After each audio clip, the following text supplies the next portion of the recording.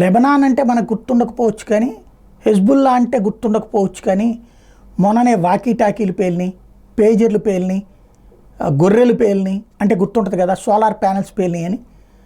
ఏదైతే హిజ్బుల్లా తీవ్రవాద సంస్థ ఇజ్రాయెల్ని అంతం చేయడానికి ఇరాన్ తయారు చేసినటువంటి వ్యవస్థ, ఆ హిజ్బుల్లా ఎక్కడ ఉంటుంది? లెబనాన్లో ఉంటుంది.